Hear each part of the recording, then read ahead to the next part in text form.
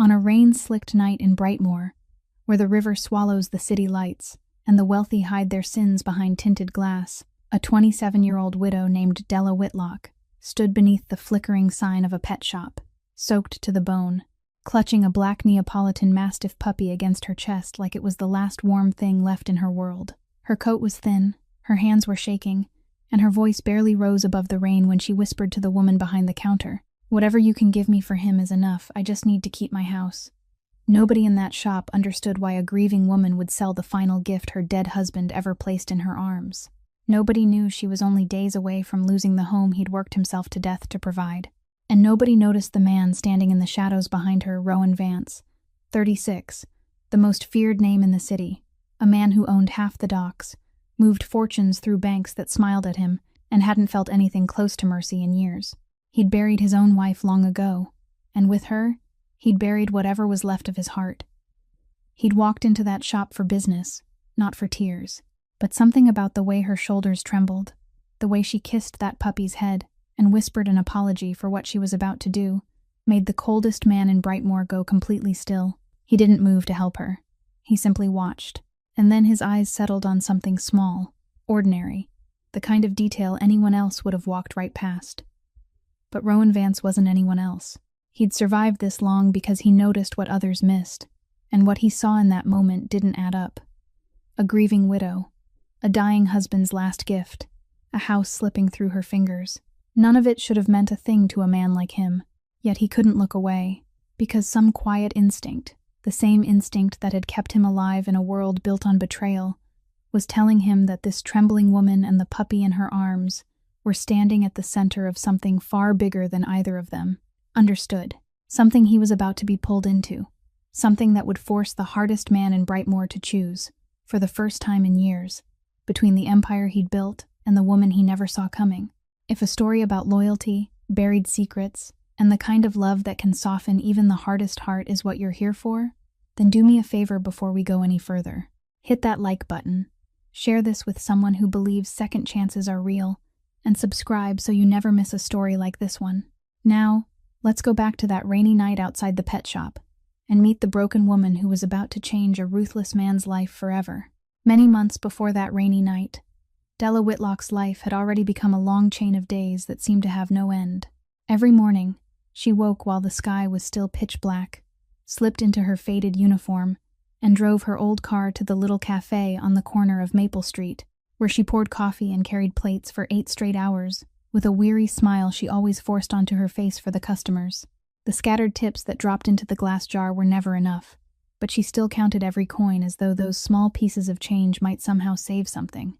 When her shift at the cafe ended, she went home, stole a few hurried hours of sleep, then changed into another set of clothes and drove to the cluster of tall office buildings downtown, where she mopped floors, emptied trash cans, and vacuumed rooms that belonged to people she'd never once met.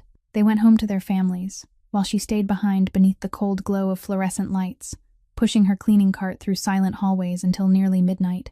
2 jobs, 16 hours a day, and still the money she earned kept disappearing before she could even breathe. On the dining table in her small house lay stacks of envelopes she'd no longer had the courage to open right away. White envelopes printed with bold red warnings, piled up notices for the electric bill, the water bill, the car insurance, and worst of all, the final letter from Northridge Bank that had arrived only a few days earlier. She had stood in the middle of the kitchen for a long time when she opened it, her hand trembling so badly the paper almost slipped to the floor, because inside was the cold announcement that she had exactly 7 days left before the foreclosure process on her house would officially begin. 7 days. That was all the time left for everything that remained of her life. That house wasn't only 4 walls. It was the one place in the world that still held the breath of Eli, the husband who had left her 3 months earlier when he was only 31 years old, taken so suddenly that she still hadn't learned how to believe he would never walk through that doorway again. The only friend who remained beside her was June Aldridge, a 29-year-old nurse who lived a few blocks away, the woman who still stopped by after long hospital shifts, carrying a container of leftovers from the cafeteria, and a kindness Della didn't know how to repay. The night before, June had sat with her at the table buried beneath debt collection letters, quietly holding her friend's calloused hand and asking whether there was any way she could manage, whether there was anyone she could borrow from, whether there was anything left that could still be sold. Della only shook her head, because she had already sold almost everything. The wedding ring had gone months ago, then the television, Eli's old guitar, even the small, ordinary things that had once meant something to her. June looked around the hollow room and sighed, saying she wished she had more to give, that a nurse's salary didn't leave her with much either, and that she hated this world with everything in her for being able to push a good person like Della to such a place. Della gave her a faint smile and said she'd be all right, a sentence she had repeated so many times she had almost begun to believe it, even though deep inside, she knew she was slowly sinking. She had done everything a person could do. She had cut back until she skipped meals just to save money, had begged the bank for more time, had called assistance numbers only to hear mechanical voices read policy terms back to her, and still, the door kept closing inch by inch. That night, after June left, Della sat alone in the darkness, listening to the rain begin to tap against the roof, and realized there was only one thing left in this world that she had never dared to imagine parting with, the one thing that still carried warmth inside that cold house, and that perhaps the time had come for her to face the most heartbreaking thing she would ever have to do. The only thing she had left was curled up at her feet, a small creature with jet-black fur and dark brown eyes that followed her every movement, a Neapolitan Mastiff puppy Eli had brought home only a few weeks before the day he was gone. Della could still remember that afternoon with perfect clarity, when the door swung open and Eli walked in wearing the radiant smile she had loved more than anything in the world, his hands cradling a tiny puppy so small it nearly disappeared in his arms, trembling and whining softly. He set it down on the kitchen floor, then looked at her with the expression of a boy who had just done something foolish but endearing, and said he knew they didn't have money to spare, that he should have asked her first, but he just couldn't leave it behind. Della had pretended to scold him for a moment, then knelt down on the floor, and the instant the little puppy clumsily crawled into her lap, every word of reproach melted away. They named him Bruno, the name Eli chose because he said a dog from a breed this large would one day need a name sturdy enough to carry. The weeks that followed became the last stretch of happiness she'd ever know without realizing it was the last.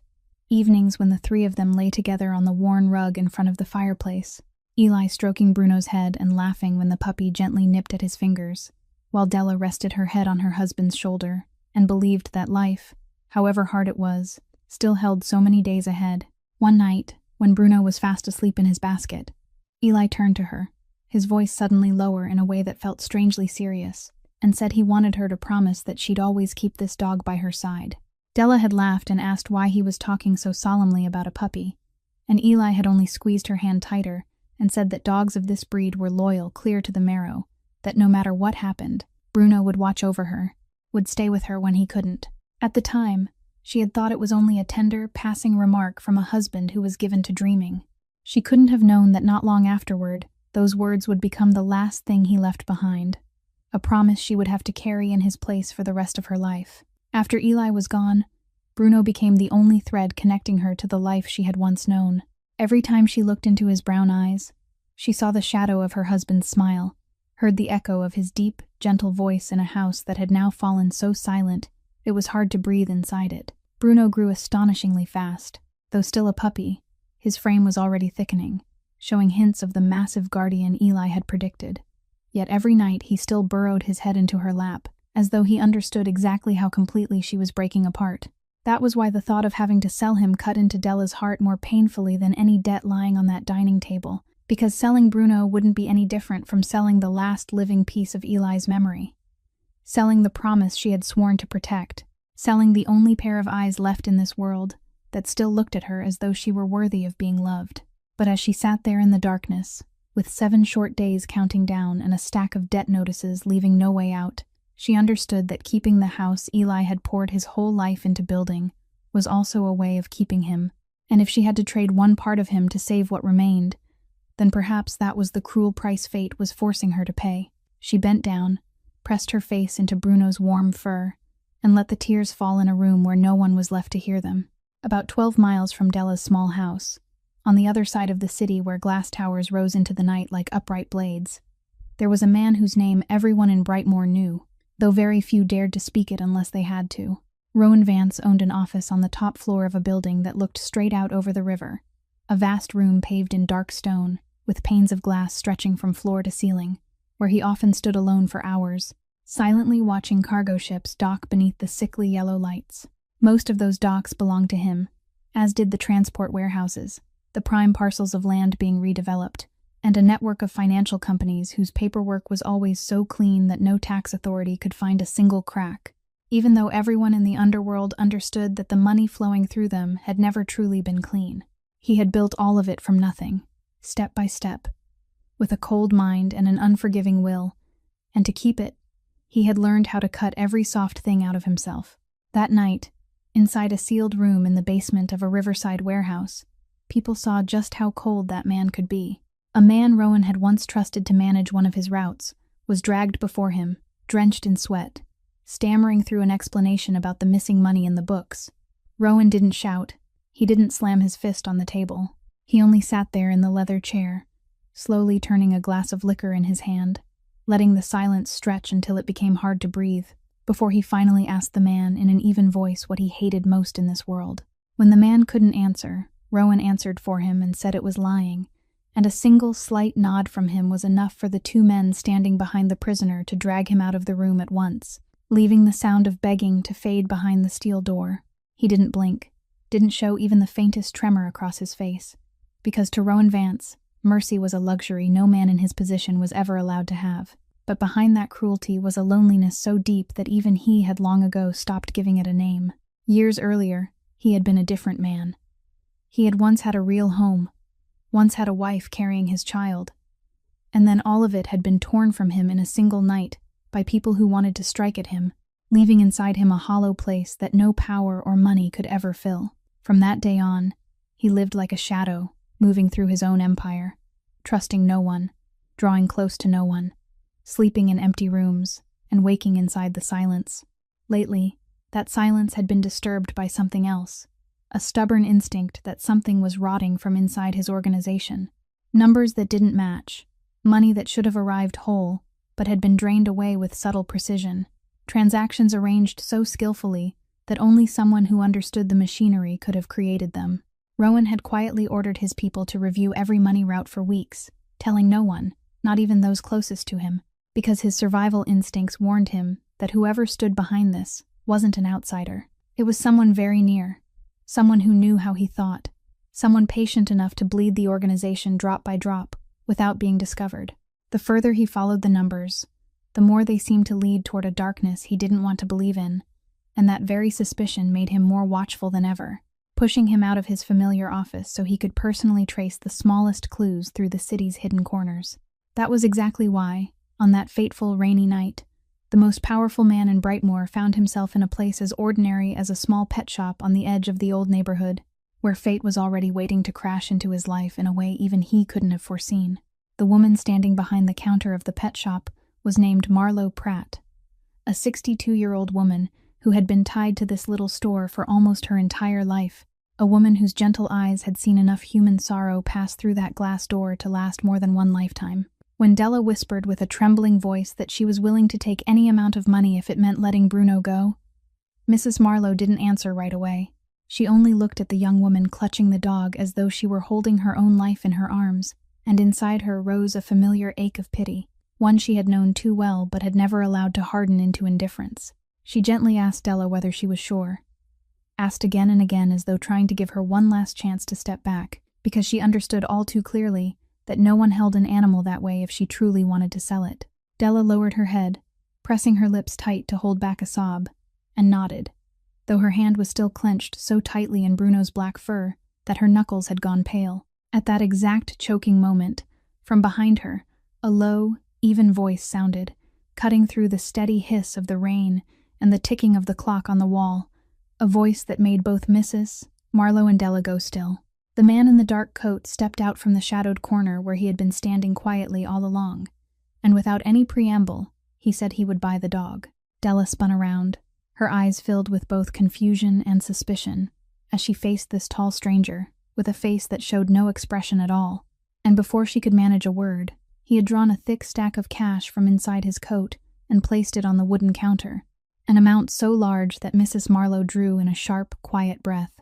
It was many times more than anyone could have paid for a puppy, enough for Della to cover the debt hanging over her house, so much that for one dazed instant she thought she must have heard him wrong. But what truly left her stunned wasn't the money. It was what the man did next. He pushed the stack of cash toward her, then said in a voice so calm it sent a chill through the room that she should take it and keep the dog.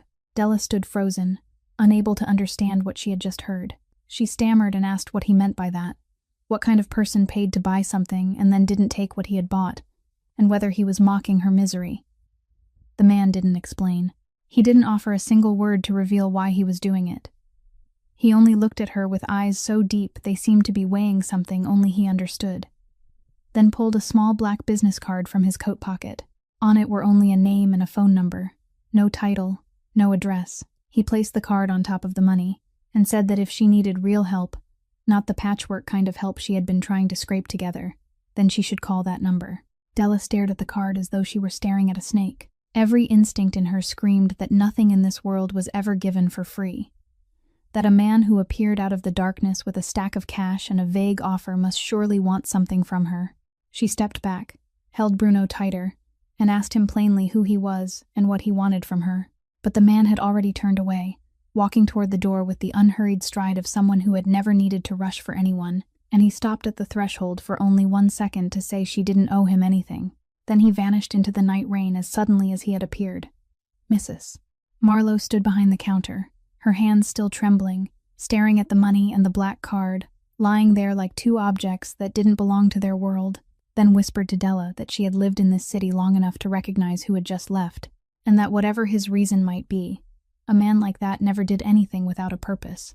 Della looked down at Bruno as he lifted his head and licked her chin, then looked back at the cold black business card, and for the first time in many months, amid the vague fear rising inside her, a fragile and deeply uncertain spark of hope began to stir in her heart. Throughout the days after that rainy night, the image of the woman clutching the black dog inside the pet shop kept returning to Rowan's mind, in a way even he couldn't explain, and a man like him never left unexplained things alone. He had his people quietly look into her, and within 2 days, a thin file was placed on his desk, beginning with the name Della Whitlock, and quickly leading him to another name that made him pause, the name of her late husband, Eli Whitlock. The more Rowan read, the sharper his eyes became, because Eli hadn't been an ordinary man, despite the humble appearance of a poor, working-class family.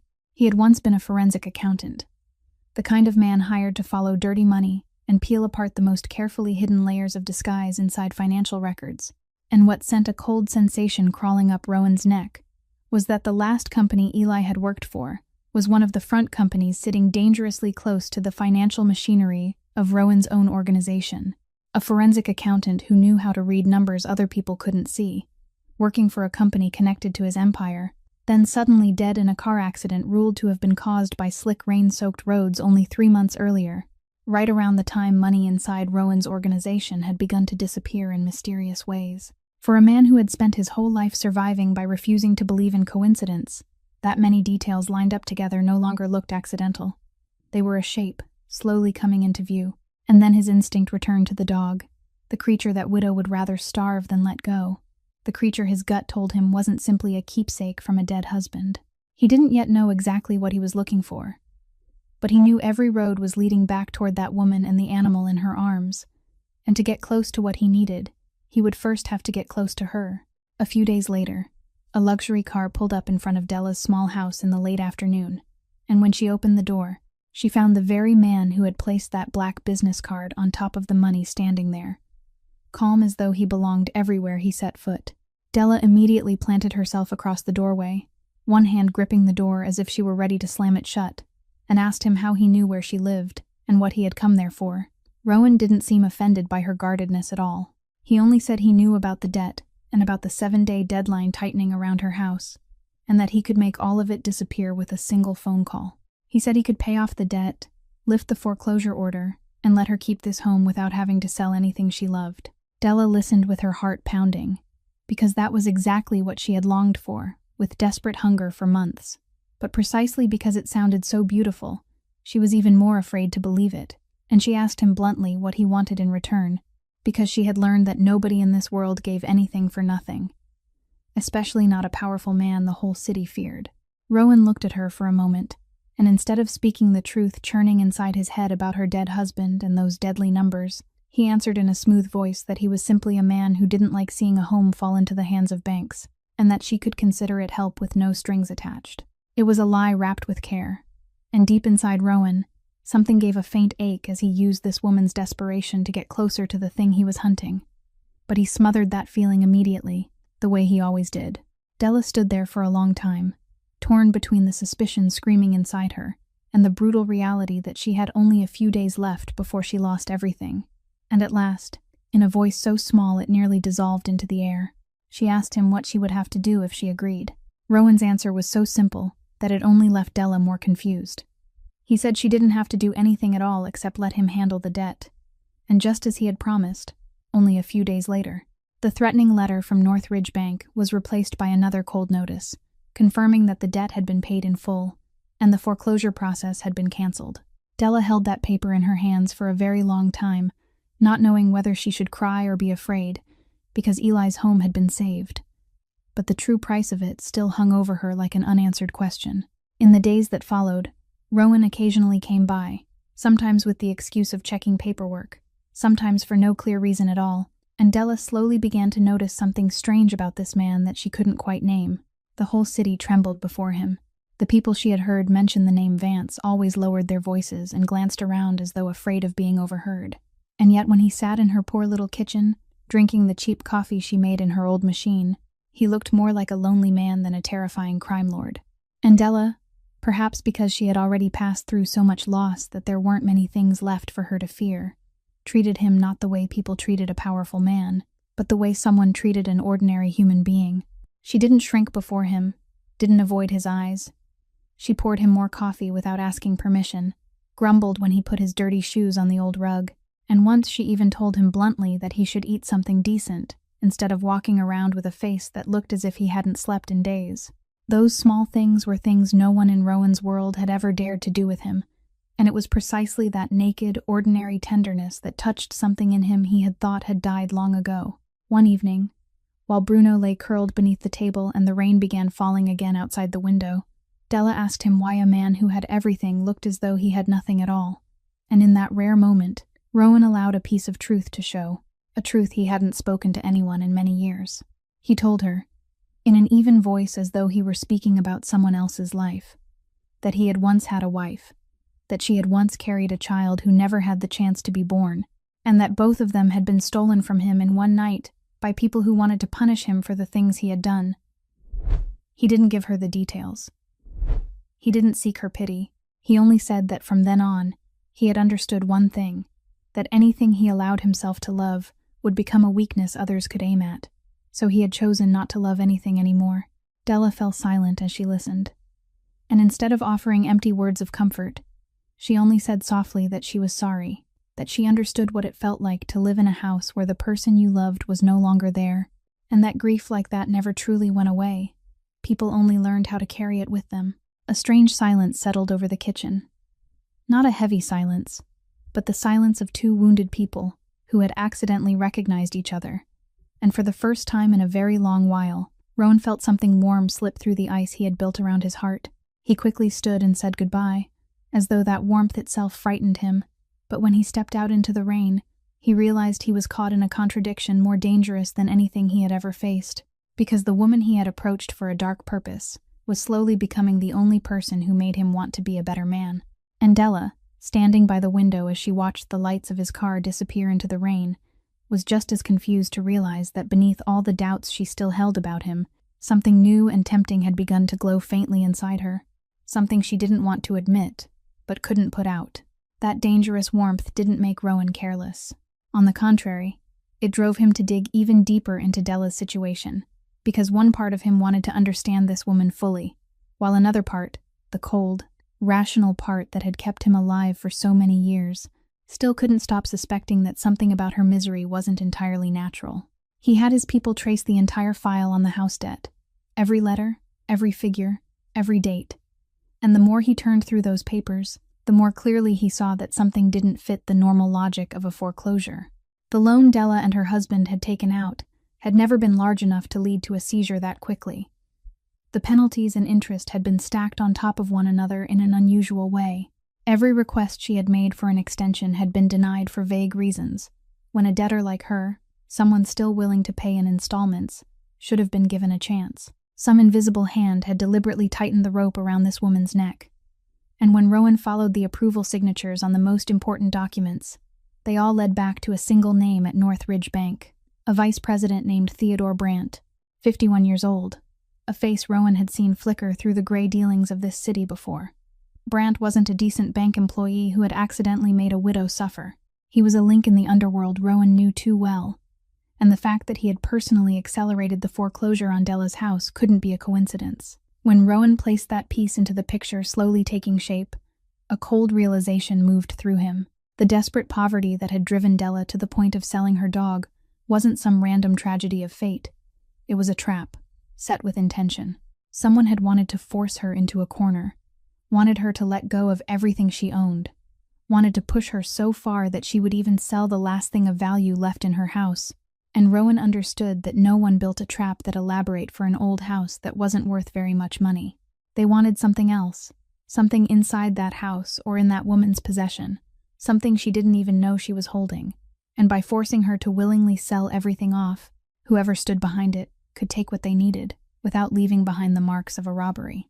The thought made the blood in Rowan's veins seem to freeze, because it connected directly to the money being siphoned out of his organization, to the staged death of Eli Whitlock, to the black dog his instincts had fixed on from the very first second. Everything was tightening into a single circle, and at the center of that circle stood an innocent woman being hunted without even knowing it. Rowan's suspicion was confirmed at once when his people reported that strangers had been regularly lurking around Della's house. A car parked at the end of the street for hours at a time with no reason to be there. A man sitting in the cafe across from where she worked, watching her through the glass. Della was being followed. Her every step was being recorded by someone, and that meant whoever had set the trap still hadn't gotten what they wanted. They were still waiting, still watching with patience. Rowan stood silently by the window of his office, staring out at the Black River, and for the first time in many years, he felt a foreign emotion mixed from cold anger and a worry he didn't want to admit, because protecting Della was no longer merely a move in his investigation. He knew he had to find whatever the enemy was craving before they had the chance to act, and he knew the answer was very close. So close that it was still sleeping every night at the foot of that woman's bed. The opportunity came one afternoon when Rowan stopped by Della's house and she was busy in the kitchen, leaving Bruno stretched out on the living room floor at his feet. And as Rowan reached down to stroke the animal out of habit, his fingers brushed against the leather collar around its neck and instantly went still. It looked like a specially designed adjustable collar, thick and sturdy, which Eli had bought to expand as the puppy grew, ensuring it never had to be replaced.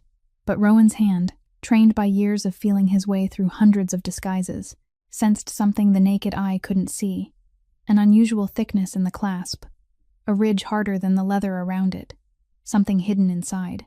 He glanced toward the kitchen to make sure Della was still occupied, then carefully removed the collar, ran his fingers along the stitching until he found an almost invisible opening, and when he gently separated that layer of leather, a small object slid into his palm, a thin, flat data drive no larger than a fingernail, sewn away so skillfully that no one could have suspected it was there unless they already knew to look.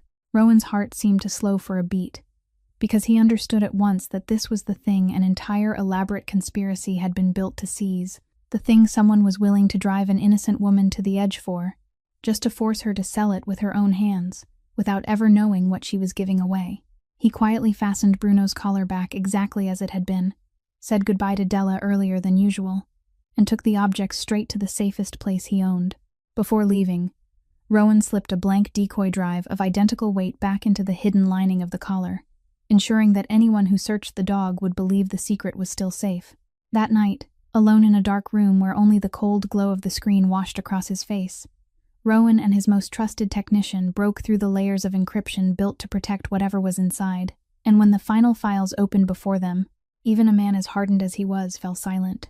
Inside the drive was an entire archive of data, arranged with painstaking care by the hand of a forensic accountant. Every spreadsheet, every map of money flow, every transaction traced and peeled back to its source, exposing a massive money laundering network that had been slipping through the very front companies and banks inside Rowan's empire for years. Eli Whitlock had done the work he was best at. He had quietly recorded everything, had built a complete indictment powerful enough to sink an entire organization. And the more Rowan read, the more he realized an even colder truth, that the dirty money hadn't been flowing toward him the way he had always believed. It had been siphoned off behind his back with exquisite precision, redirected through channels that only someone who knew the internal machinery down to its smallest detail could have created. And when Rowan followed the final thread back to the man at the top, the name that appeared on the screen made his hand clench tight. It was Garrett Doyle, 44 years old, the man who had stood beside him for nearly 10 years, the man Rowan had once trusted with his most important secrets, the right hand he hadn't once considered while hunting for the traitor.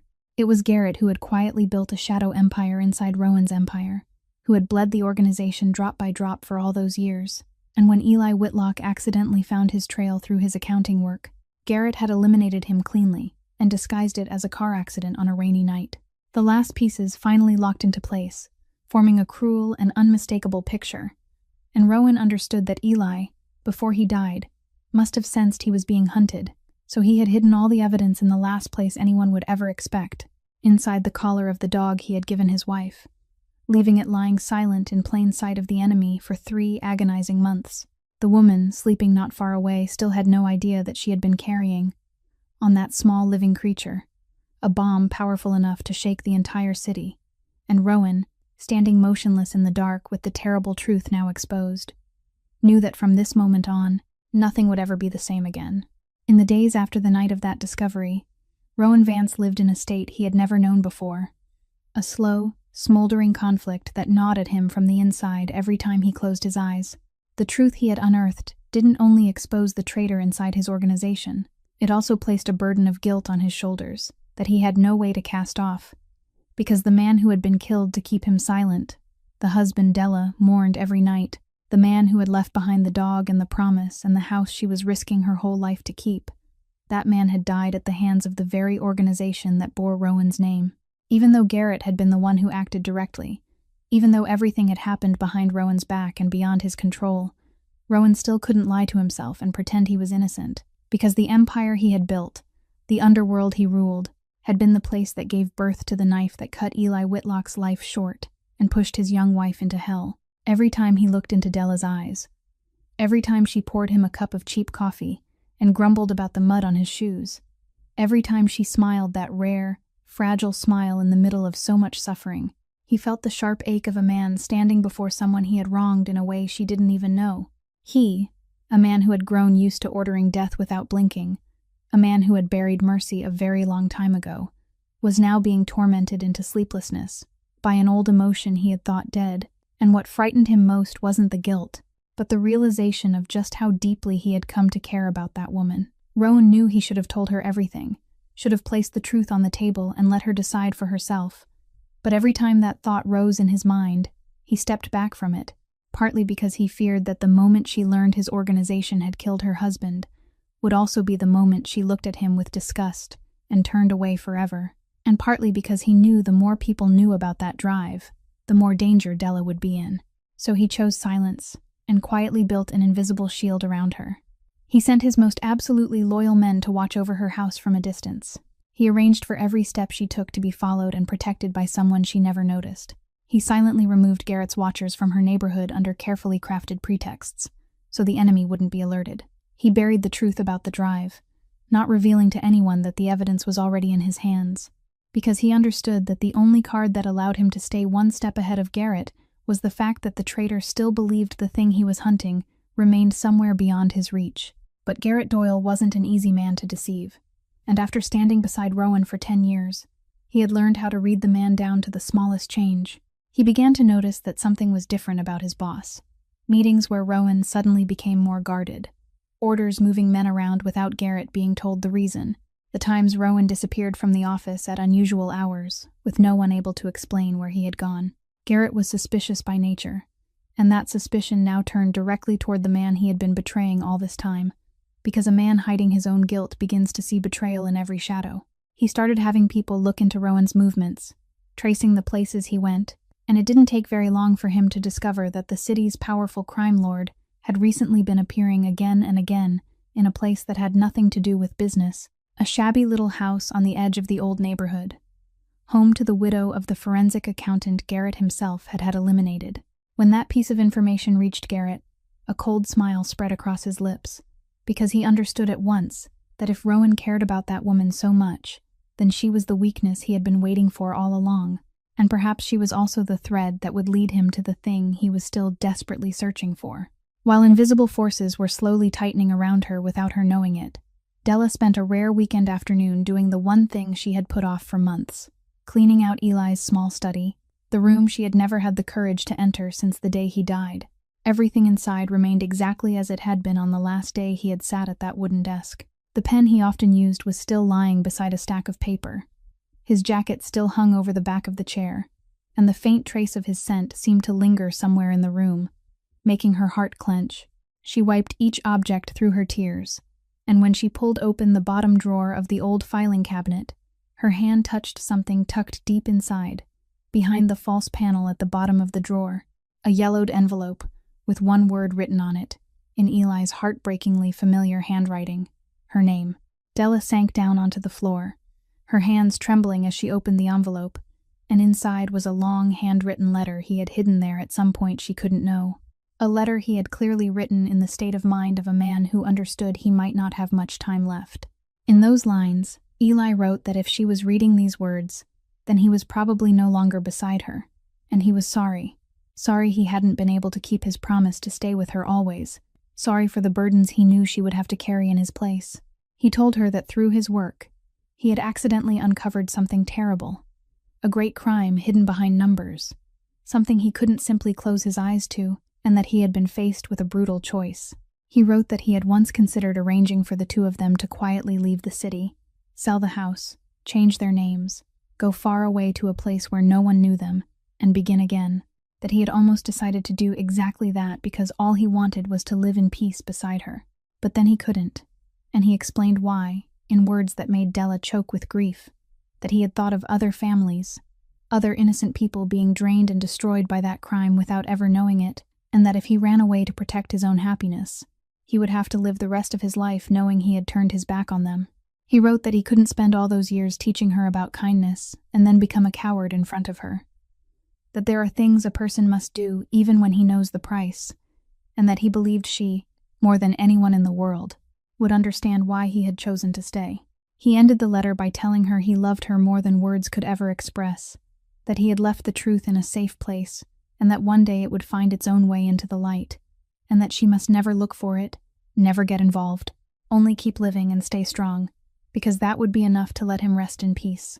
Della pressed the letter to her chest and sobbed in the silent room, crying for the husband she now understood had sacrificed his life not because of carelessness or misfortune as she had always believed, but because he had chosen to stand on the side of what was right until his final breath. Her respect for Eli rose inside her greater than ever before, but with it came a new conflict she hadn't expected. Because while her heart was filled with the image of her noble dead husband, she still couldn't deny that over these past weeks, another man had slipped into the emptiest corners of her heart. She felt guilty for having feelings for Rowan Vance at the very moment she had discovered the sacred sacrifice Eli had made, felt as though she were betraying the memory of the man who was gone, and sitting there in the dusk with the letter in her hands, Della no longer knew whether her heart should belong to the past, or whether she should allow herself to step toward a future she still didn't dare to name. While Della was still submerged in her own inner conflict, Garrett Doyle decided he wouldn't wait any longer, because the suspicion inside him had hardened into a cold conclusion that this woman was the key to the thing he needed, and also Rowan's fatal weakness, and dealing with her would solve both problems at once. He didn't show his own face. Instead, he sent 2 trusted men to Della's small house late at night, when the whole neighborhood had sunk into sleep, and a fine rain was falling just heavily enough to cover every sound. That night, Della tossed and turned for a long time, unable to sleep. Eli's letter still tucked beneath her pillow, while his words kept returning again and again through her mind without mercy, until exhaustion finally pulled her under. Bruno lay at the foot of the bed as he did every night, but the animal was no longer the tiny puppy he had once been. In only a few months, he had grown into a large dog with a powerful chest, and a guarding instinct buried deep in the blood of his breed. And in the darkness of that night, while human ears heard nothing, his ears had already lifted and gone still. When two dark figures silently pried open the back door latch and slipped into the house, Bruno sprang up without a second of hesitation, and his barking tore through the night so violently that Della jolted awake in terror, not yet understanding what was happening before she heard the heavy footsteps and the crash of furniture breaking downstairs.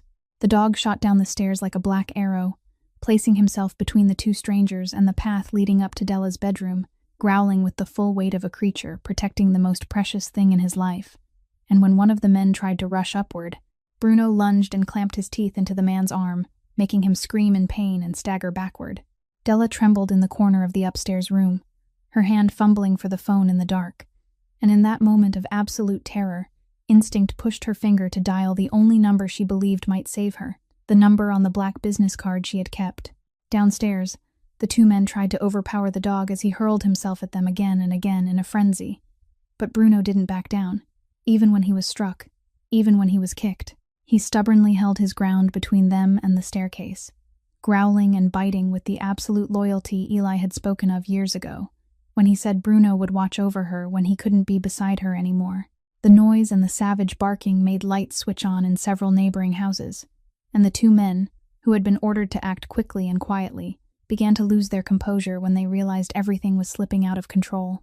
Just as one of them pulled out something that flashed under the streetlight spilling through the window, the screech of brakes sounded violently outside, and the front door was kicked open as Rowan's men burst in, the men who had been stationed nearby under his orders rushing to the house the instant Della's call connected. In the chaos, the two attackers understood that their time had run out, and instead of risking their lives, they fled through the back door, vanishing into the rainy night before they could be captured, leaving behind a shattered house and a dog standing breathless in the middle of the living room, with blood spreading across his black fur. Della stumbled down the stairs when it was over, and when she saw Bruno wounded but alive, still lifting his head and weakly wagging his tail toward her, she collapsed to her knees and wrapped her arms around the animal, sobbing uncontrollably, from fear and from gratitude toward the creature that had risked his life to protect her. She didn't understand why anyone would want to hurt her. She didn't understand what was truly happening around her life. But there, in the ruined house with the rain falling beyond the porch, a vague fear began to whisper to her that all of this was somehow connected to the truth Eli had tried to keep hidden, and that the quiet life of suffering she had known was about to change forever. Rowan arrived only a few minutes after his men had driven back the two attackers, and when he stepped through the door that had been kicked open and saw Della kneeling in the middle of the wrecked room, clutching the blood-covered dog in her arms, something in his chest tightened in a way he had long forgotten he was still capable of feeling. He knelt beside her, checking to see whether she was hurt, his voice losing its usual calm for the first time.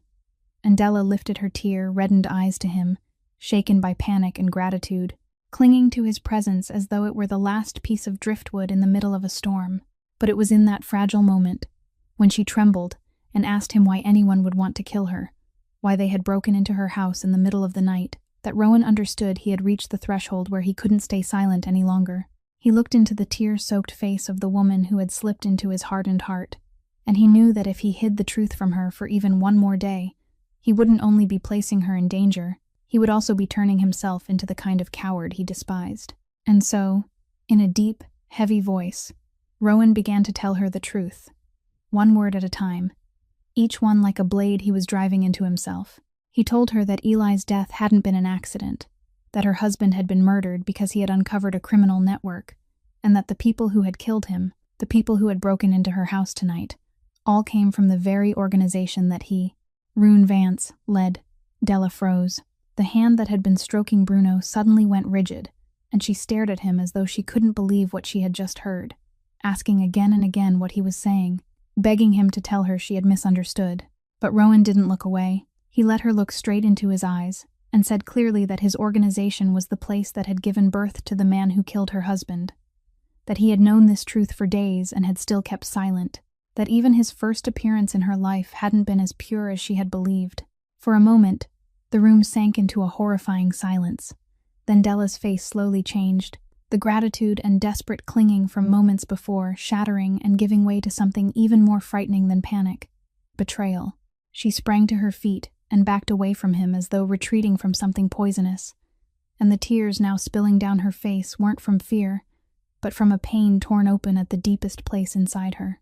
She screamed and asked whether all of it had only been an act, whether his kindness, his visits, the cups of coffee, the warmth she had been foolish enough to trust, had all been just a way for him to use a desperate widow to get what he wanted. She said she had let him step into Eli's house, had let him sit at Eli's table, had allowed her heart to feel something for the very man who belonged to the world that had stolen her husband's life, and the thought made her sick with disgust at herself.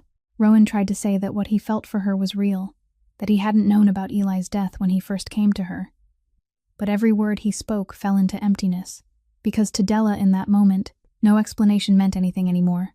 Nothing could wash away the truth that the man she had begun to care for had come from the very source of her life's tragedy. Trembling, she told him to get out of her house and never come back, her voice breaking between sobs, and when Rowan still stood there motionless, pain written clearly across the face that had always been so cold, she gathered Bruno into her arms herself and walked out into the night, fleeing the house that no longer felt safe, leaving behind the most powerful man in the city standing alone amid the wreckage, utterly powerless for the first time in his life, before the only thing he truly wanted to keep. After the night Della left with the dog, Rowan returned to the vast, empty room on the top floor of his building and sat there alone in the dark for hours. No liquor, no lights, only the black river beyond the glass and the echo of the words Della had thrown in his face. For the first time in many years, the man who had grown used to controlling an entire empire with absolute coldness was forced to face himself with nowhere left to hide, and what he saw in that invisible mirror filled him with disgust. All his life, he had told himself he was only a practical man in a brutal world, that the crimes he had committed were simply the necessary price of survival, but Eli Whitlock's death and the shattered face of his wife had stripped that reasoning down to what it had always been, a hollow excuse for a life built on the blood of innocent people. He realized that the empire he had been so proud to build from nothing had, in truth, been rotting from the inside for a very long time, that it had not only sheltered a traitor like Garrett, but that it itself, from its very foundation, had been a machine that crushed people like Della and Eli, and that if he continued to protect it, he would be no different from the man who had killed her husband. In the absolute loneliness of that night, something inside Rowan Vance broke open, and something else was born, because he understood that destroying Garrett alone wouldn't be enough. That would only be using violence to wash away violence, cutting off one head so the rotten body could grow another, and it would never bring justice back to Eli or peace back to Della. He understood that to truly atone for his sins, he had to do the one thing he had never imagined doing in all his life. He had to tear down with his own hands the very empire that had defined him, had to drag it out of the darkness and expose it beneath the light, even if doing so meant burying himself along with it. That decision didn't come to him in a moment of impulse. It grew inside him throughout the night like a cold but steady light, and by the time dawn broke beyond the window, he knew exactly what he had to do. He went to Silas Kerrigan, the 58-year-old advisor who had stood beside him from the earliest days, the only person in his world he could still trust completely, and he told him the whole truth about the drive, about Garrett, about Eli, about everything. Silas listened in silence for a long time, his aging face marked by deep lines of thought. Then he said he had followed Rowan all his life and would walk with him to the end of this road, wherever that road might lead them. With Silas's help, Rowan did something anyone in the underworld would have considered impossible. He quietly found a way to make contact with a federal prosecutor known for being both hard-edged and incorruptible, a woman who had spent years trying to dismantle criminal networks like his and had never been able to reach their core. He prepared to hand over not only the evidence of Garrett's money laundering network, but also the evidence that could sink Rowan himself, because he understood that real atonement couldn't come with leaving himself an escape route. As he sat down to prepare for the fateful meeting that would change everything, Rowan knew he was trading away power, freedom, and perhaps even his life, but for the first time since the night he had lost his wife and child many years before, he felt he was doing something right, and even if Della never forgave him, he still wanted to leave her a world where the man who had killed her husband would pay, and where she could live without fear anymore. But Garrett Doyle didn't sit still and wait for fate to come crashing down on him. And with the sharp instincts of a man who had spent his whole life surviving through betrayal, he sensed that Rowan was preparing a major move against him, even though he didn't yet know exactly what it was. He decided to strike first, and he aimed straight at the only weakness Rowan had exposed. The woman the cold-blooded crime lord had risked his entire position to protect. Garrett had his men follow Della for days after the night she fled her own house. And one afternoon, as she was on her way home from work, they cut her off, subdued both her and the dog that was growling and fighting back, then took her to an abandoned warehouse buried deep in the docks controlled by the organization itself, a dark place heavy with the smell of sea salt and machine oil, where any cry for help would be swallowed by the night. From there, Garrett called Rowan, his voice smug with triumph, saying he had the woman and the dog, but since the drive inside the collar was heavily encrypted, if Rowan wanted her to stay alive, he had to bring the decryption key himself. Alone, no police, no federal agents, no clever little tricks. Rowan knew very well that it was a trap, that Garrett never had any intention of letting either him or Della walk out of that dock alive, but he also knew that every passing second was another second with Della's life hanging by a thread, so he couldn't hesitate. He, Silas Kerrigan, and a small group of his most loyal men laid out a plan to approach the warehouse under cover of night, with Rowan meant to distract Garrett at the main entrance, while Silas led the others around to the rear, secretly getting Della out before anything had the chance to turn bloody. But what neither Rowan nor Silas had foreseen was that Garrett had already predicted every step they would take, because after 10 years at Rowan's side, he had learned by heart the way this man thought and acted in desperate situations. When Silas's group quietly moved toward the rear entrance of the warehouse, they had no idea Garrett had already placed men in ambush in the darkness, and the instant they neared the door, a burst of gunfire tore the silence apart, turning their carefully planned rescue into a bloody chaos within seconds. Rowan's men walked straight into the trap, their formation shattered, and in the storm of bullets, Silas Kerrigan was hit and went down, blood spreading across the cold concrete, the old advisor who had followed Rowan all his life now lying motionless outside the door he hadn't managed to open. Inside, Rowan heard the gunshots and understood at once that everything had fallen apart, that Garrett had been one step ahead of him, and when he rushed forward, he saw only his own men retreating in chaos, while Silas lay collapsed on the ground. Garrett emerged from the darkness with a faint smile on his lips and a gun aimed straight at him, saying with victory in his voice that he had known Rowan would never come alone, that Rowan's faith in other people was exactly what had gotten them killed, and that now the great crime lord of Brightmoor had no cards left in his hand. Della was tied up in a corner of the warehouse, her mouth covered, her eyes wide with terror as she watched the scene before her, and when her gaze met Rowan's in that moment of hopelessness, all the anger and resentment inside her suddenly gave way to one naked fear, the fear that both of them were about to die in this place. Rowan stood there in the dark warehouse, his loyal advisor fallen outside, his plan reduced to smoke, his enemy holding every advantage, and the woman he loved pressed close to death, trapped for the first time in his life at the end of the road with no escape appearing before him. In that moment when there seemed to be no way out, there was one thing Garrett Doyle, in the height of his triumph, had forgotten to account for, and that was the dog. While subduing Della and bringing her to the warehouse, his men hadn't paid much attention to Bruno. They had only shut the animal away for the moment in a hidden corner behind stacks of crates, thinking that even a large dog couldn't do anything inside a warehouse full of guns. But they hadn't understood the nature of the breed curled in that darkness. They hadn't understood that all this time Bruno's ears had been following every sound, that his eyes had remained locked on the woman tied up before him, and that when the gunfire erupted and the scent of blood spread through the air, it awakened every guarding instinct buried deep in his veins. Just as Garrett was pointing his gun at Rowan and delivering his final arrogant words, a huge black shadow burst from behind the crates as fast as lightning, and before anyone had time to react, Bruno had lunged and clamped his jaws around Garrett's gun arm, yanking his whole body sideways, causing the shot to go wild and the gun to fly from his hand and skid across the concrete floor. Garrett screamed in pain and panic as he tried to tear free from the dog holding him fast, and that sudden chaos was the only opening Rowan needed. He charged forward without a second of hesitation, using the full weight and decisive force of a man with nothing left to lose, knocking Garrett to the floor and overpowering him after a violent struggle, while the rest of Rowan's men seized that chance to fight back and subdue Garrett's disoriented men. When everything settled, Garrett lay there at Rowan's feet, unarmed, wounded, and helpless, the traitor who had held every advantage now completely in the hands of the man he had betrayed. Rowan picked up the gun, and for one long, endless moment, He stood looking down at the face of the man who had bled his organization dry, murdered Eli Whitlock, pushed Della into hell, and just shot down his loyal advisor outside.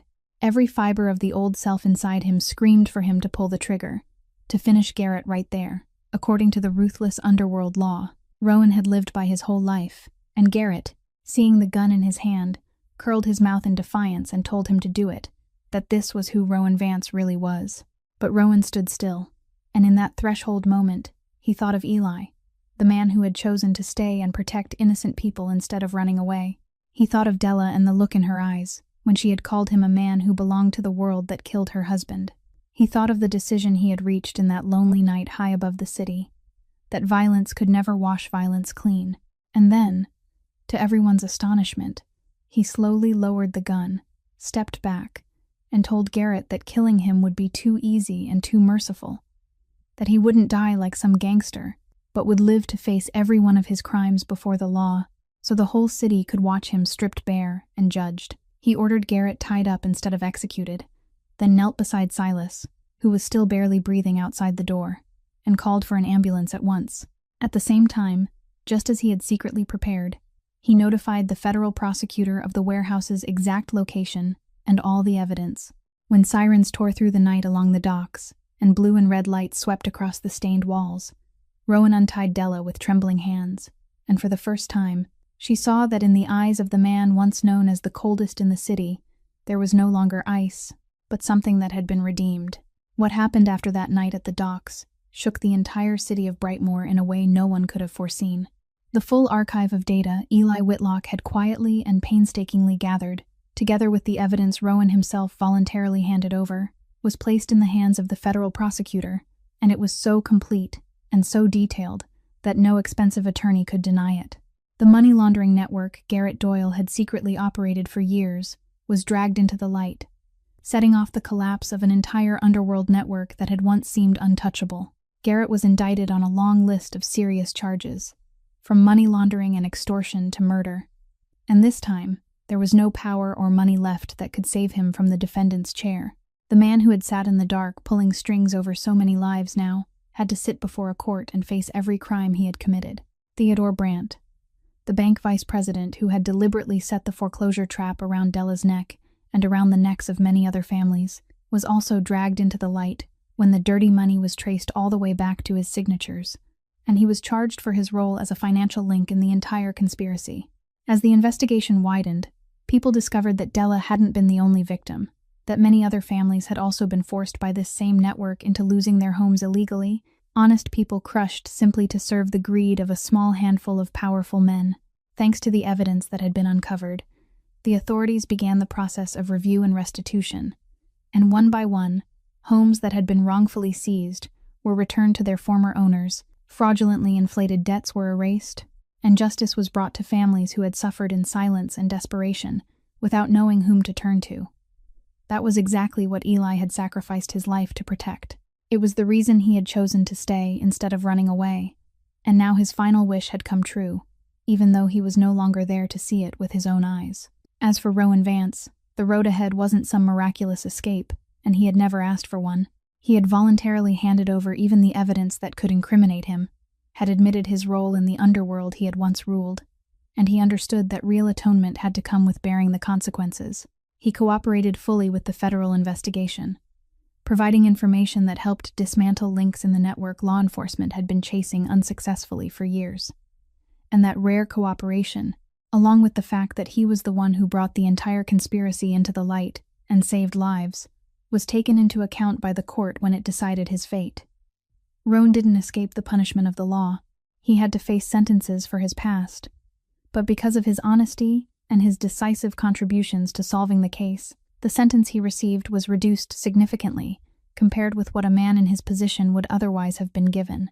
It was a fair ending, neither romanticized nor unrealistic. A man who had done many wrong things had to pay for them, but he was also given a chance to begin again because he had proven that he truly wanted to change. Meanwhile, Della's small house, the home Eli had poured his whole life into building and she had risked everything to keep, finally and truly belonged to her in full and lawful measure, the unjust debt erased completely once the truth about the financial trap was exposed. For the first time after months of living in fear and loss, Della could stand inside her own home without hearing fate counting down around her. And though her heart was still tangled with 100 unresolved feelings, she knew the darkest chapter of her life had finally come to an end. Silas Kerrigan miraculously survived the shooting, and after spending several months in the hospital, the loyal advisor finally made a full recovery. Many months had passed since that night at the docks, and the bitter winter of that year had given way to warm afternoons when sunlight spilled gold across the small street where Della lived. Her house was no longer a silent place buried under debt collection letters and fear, but had become a true home again, with windows always open to welcome the breeze and a backyard where Bruno could run freely to his heart's content. The tiny puppy Eli had brought home not so long ago had now become a large and majestic Neapolitan Mastiff, his sleek black coat shining and his steady stance carrying the dignified presence of a creature born to protect. Yet his brown eyes were still as gentle as they had been on the first day whenever he looked up at Della, and every night he still kept watch at the foot of her bed, just as her late husband had entrusted him to do when he promised that Bruno would always look after her. Della had learned how to keep living, not by forgetting Eli, but by carrying his love and his lessons with her through every day. And the letter he had left behind, the noble choice he had made when he decided to stand on the side of innocent people, became the guiding light that helped her understand something important about the human heart. She had seen with her own eyes a man who had seemed beyond saving choose to turn his back on an entire empire of darkness in order to stand with what was right, and though the wound inside her heart needed a very long time to heal, she slowly came to understand that holding on to hatred forever couldn't bring back what had been lost, while forgiveness could open a new door. Della visited Rowan, at first only in short and hesitant visits, then more and more often, and through those conversations she realized that the man before her was no longer the cold crime lord he had once been, but a person honestly facing his past and trying to atone for it day by day. She didn't forgive him easily, and he never asked her to, but between two people who had both been deeply wounded, a quiet and enduring understanding began to grow, a feeling built on sincerity rather than illusion. When Rowan was finally allowed to return, after he had paid most of the price the law and his conscience demanded of him, the one waiting for him at the threshold was Della, with Bruno standing beside her, and in that moment, all three of them understood that they had walked through the darkness together to find a new beginning none of them had ever dared to dream of. The story of Della and Rowan reminds us that a person's dignity doesn't lie in whether they're rich or poor, powerful or powerless, but in the way they choose to treat others. That sincere kindness and respect can touch and awaken the goodness even inside a heart that seems to have turned to stone, and that no one, no matter how far they've lost their way, is completely undeserving of a second chance to rebuild their life. If this story has touched your heart, please subscribe to our channel, press the like button, and share this video so that together we can spread meaningful stories and bring you more engaging videos every day. How do you feel about the journey of Della, Rowan, and Bruno the dog? And what do you think this story reflects in real life around us, where sometimes kindness and respect can change an entire person? We truly look forward to hearing the deepest feelings from your heart, so please don't hesitate to leave a comment below the video and share your thoughts. Thank you for taking the time to listen to this story until the very final moment. And we also wish everyone watching this video good health, joyful days, and a peaceful heart. Goodbye for now, and we'll see you again in the next videos.